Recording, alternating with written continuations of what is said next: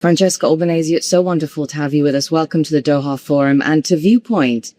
I think I heard you once speak about the idea of this algorithmic cage, how social media gives the illusion of an open democratic space when in reality we're operating, I think you said, inside algorithmically prescribed echo chambers.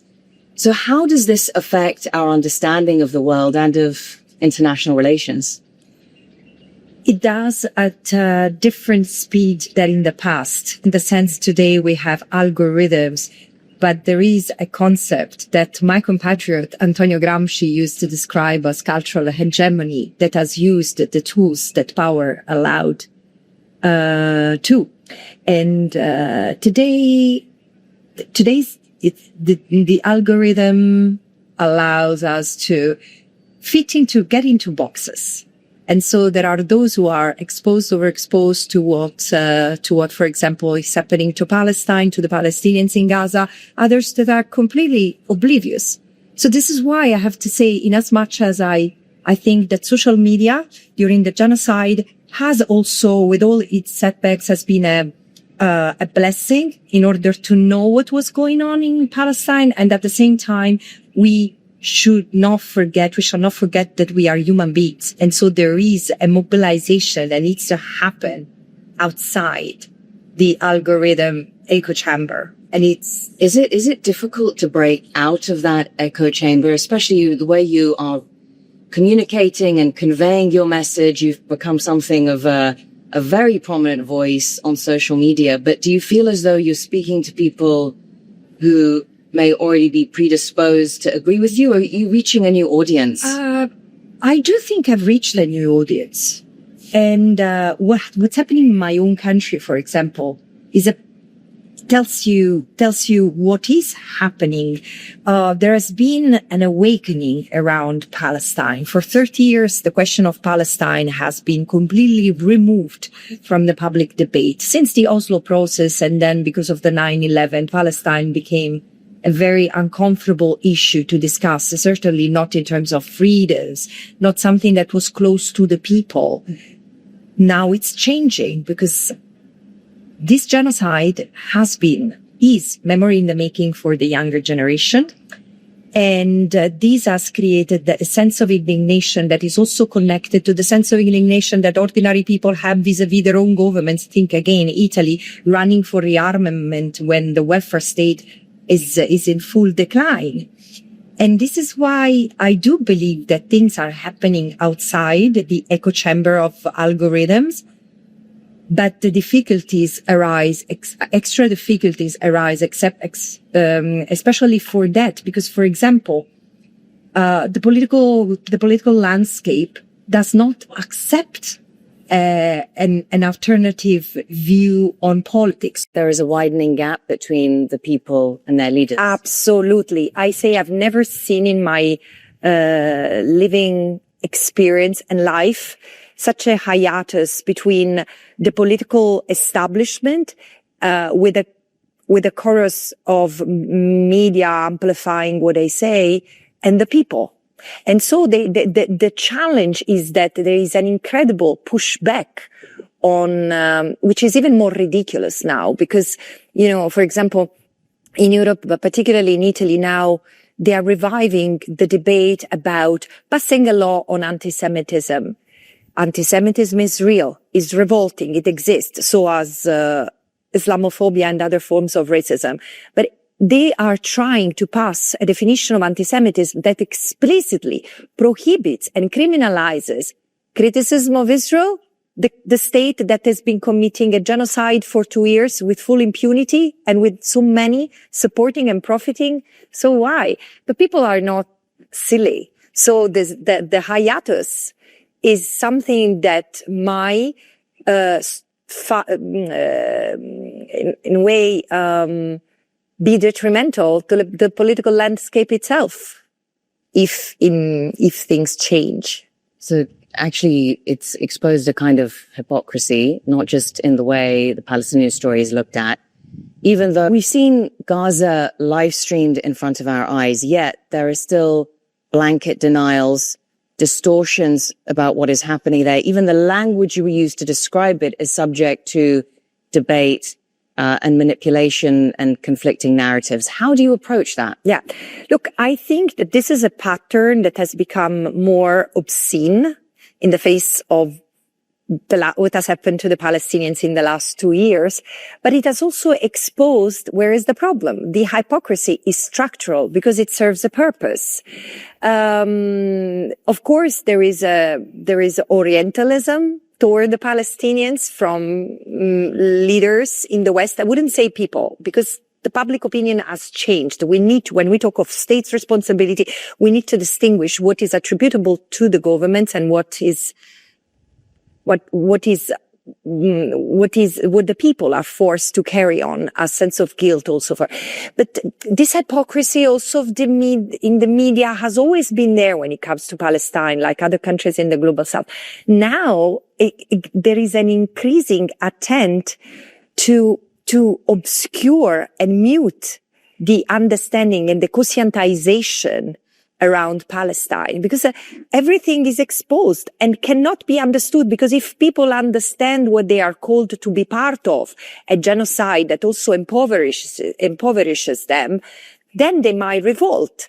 And this is why there is so much repression against those who stand against genocide. In the UK, criminalizing journalists and activists. In Germany, beating demonstrators for years, or again, as I was saying, in Italy, passing a law that criminalizes criticism, radical criticism of Israel. What is it? And so you see, the system is showing how frail, how weak it is. This is why it punches.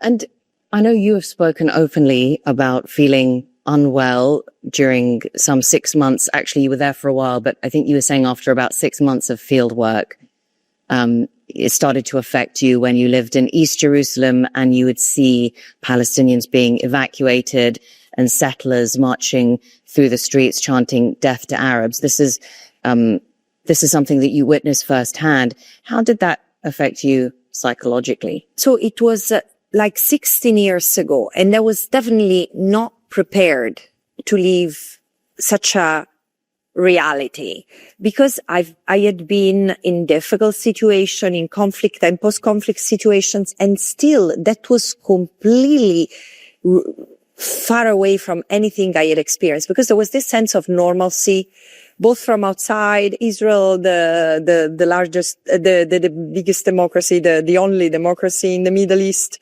and the living experience, which was tragic for the Palestinians who were completely unseen. The effect that three years in Jerusalem had on me, is, that I had to leave. I couldn't stand it physically, psychologically. It was too heavy. Also because the level of oppression that the Palestinians were expected to endure was so normalized, including by the international civil society being there, but the United Nations. So for us, I used to work for the UN at the time. It was normal to expect that the Palestinians would comply and live within the limits. Perhaps that was worse than the repression itself, the normalization. The normalization of it. So you would have bureaucrats, young and older bureaucrats coming in and out, changing post and duty station every 3 years. And for us, it was sort of yet another experience on our CV. But this was life. Strangled, tormented life for millions of people. So what were your observations on Israeli discourse, internal Israeli discourse then and now? Back then, I thought that there was much more opening to discuss sensitive issues in the Israeli society than abroad. There was still no discussion about apartheid.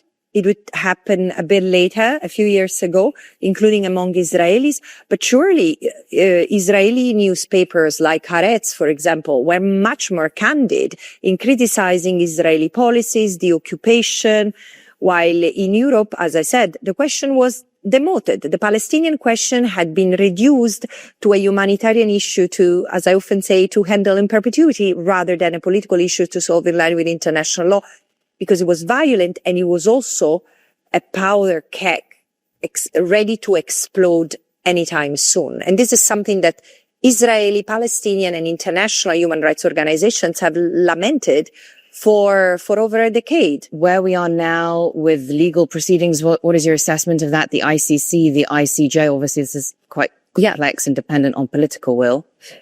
To an extent, the delivery of justice does depend on political will, but to an extent, in the sense that, like the law, international law is not the problem here. International law says that what Israel is doing is wrong, is criminal, is apartheid, unlawful occupation, genocide, should be stopped, prevented, not aided and assisted. And instead, member states are providing diplomatic, political, economic, financial, military support and normalizing Israel's crimes. And a plethora of private entities are profiting from it. So this is a failure of the system that was devised, was set up 8 years ago and developed since to prevent atrocity crimes. But again, the law can always be violated. There should be a response though. And in this particular time, international justice has gone as far as it could, with International Criminal Court issuing arrest warrants for 3 Hamas leaders who have been killed, for 2 Israeli leaders who stay in power, well protected by most of the West, and not only the West. And it's this is despite all the challenges, the International Court of Justice continued its work on genocide. It has declared the occupation is unlawful and must be dismantled. So this is why it's a moment of incredible potential for change and end the system of impunity, but it requires the people to act. It won't change by inertia. And that's a very interesting point that you raised there, that it requires people to act, and you're referring there to political leaders and policymakers, United Nations and elsewhere. But I suppose what has really stood out is something that you just said, which is that people are engaging with this story in a way that perhaps they weren't before. They're having conversations that they weren't having 5 or 10 years ago, whether it be in schools or at home or on college campuses. Is something in motion now that can't be stopped? Absolutely. I don't think that we have the capacity to fully absorb the magnitude of the change. Of course, no one can think of it, because those of us who like to see a change are so immersed into the pain of the Palestinian people who are victims of all torments. And of course, there is the destruction of Gaza, which is visible and known, the increasing destruction of Palestinian life in the West Bank, which is equally visible but less understood.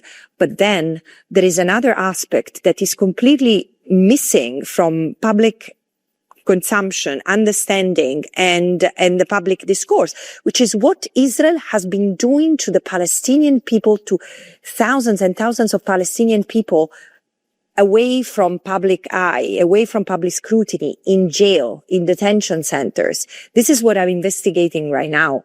And again, all these, what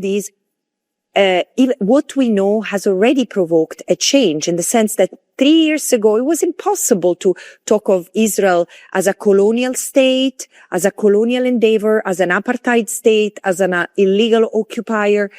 This is in the public domain right now. And unfortunately, it takes time to activate all it's needed to provoke a political change that is also reflected at international level. But it's happening. And perhaps one final question on the point about rising violence and crackdown elsewhere. It's not just in Gaza. We see it also in the West Bank, in Jerusalem. There have been some pretty horrific testimonies from people, including the sexual abuse of children inside some of these detention centers. Can you tell me what victims of violence have been telling you? I know you speak to perpetrators as well, and what you'll be focusing on and really working on in the year ahead. Look, So far, I come from 3 years where I've produced reports that have really been received as bombshells, like Anatomy of Genocide and Genocide as Colonial Erasure, the complicity of the private sectors, and also the complicity of states. And still, I have the feeling every time I open a new inquiry and I start investigating a new subject, I have the feeling that this is going to be I have a detonating effect. And what I'm investigating right now on torture gives me this sense that people cannot live with knowing what I'm going to tell them, because it's what I'm receiving from victims. Again, the fact you cannot hide, you cannot miss the intent to destroy a people when you see what has been done to defenseless people, civilians. Because what I'm investigating, what has happened in detention centers that are known, is being done to civilians. We don't even know what has happened to the combatants, so-called, or terrorists, or Nukhba, as Israel calls the Palestinians who have been fighting for Hamas or Qassam brigades or others. Again, to do this to ordinary people, women, children, elderly, men, it reveals the intent to destroy a people as such. And what I'm trying to figure out is, has there been a policy to do that? An intent to destroy, but of course the analysis often is that genocide is very difficult. The intent is difficult to prove, but when it's hidden, not when it is as ostentatious as this, proclaimed, enunciated, defended, but even amplified by international media. What the problem here, and again, as a European, I feel it very strong about that. I do now know how it was possible to kill 6 million Jewish people, Roman Sinti, disabled, homosexual during Nazi fascism. It's not true that this happened in the dark, in concentration camps. It happened before. The dehumanization of the Jewish people in Europe was one of the extreme. And this is why it was so easy to kick them out of public life, civil life, put them in ghettos, and then exterminate them. This was the intent, and it was obvious. People didn't want to see. Today, the difference is that we have almost 80 years of experience and understanding that never again should be for everyone. And this is why there is this, I think, huge conscientization and globalization of the solidarity with the Palestinian people. I often speak of Palestine effect. Palestine has awakened us. Palestine is helping us to connect the dot, understand that Greater Israel is not just a territorial project, but a project of domination in the region and with detrimental effect for all others. And it's connected to the US imperialist idea. It's understood, and we are connecting the dots, but it's also a call for action. So awakening, prompting proper understanding, and prompting to action, ethical action. This is why I say, yes, the states should cut ties with Israel. Businesses should divest, and citizens have the possibility to use their pocket power to say, you know what, I don't want to deal with it. At least I can choose where I put my money. And I don't want to put money in the economy of a genocide, the occupation, and the apartheid.